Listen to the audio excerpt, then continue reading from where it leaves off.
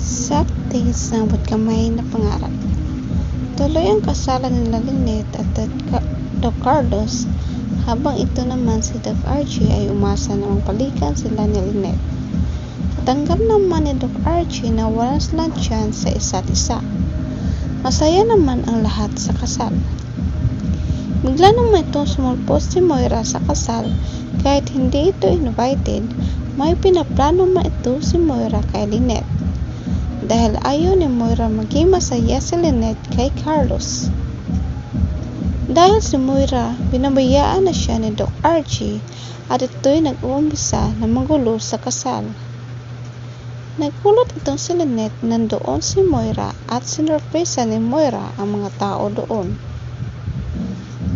May pinakita si Moira ng isang envelope na may laman ng DNA test result. Tinawag niya si Lynette at sinabihan na nagulat ka pa, Lynette. May sorpresa ako sa iyo at hindi ka pwede maging masaya habang buhay.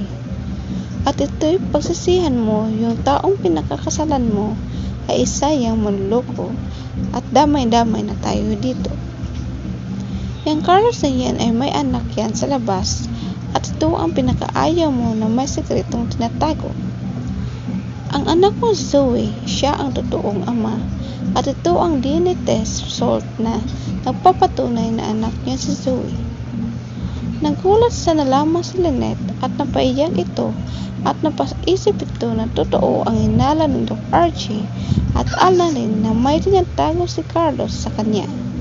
Nagsisisi ito si Lynette na pinakasalan pa niya si Carlos. For more updates ng Kamay na Pangarap, don't forget to subscribe.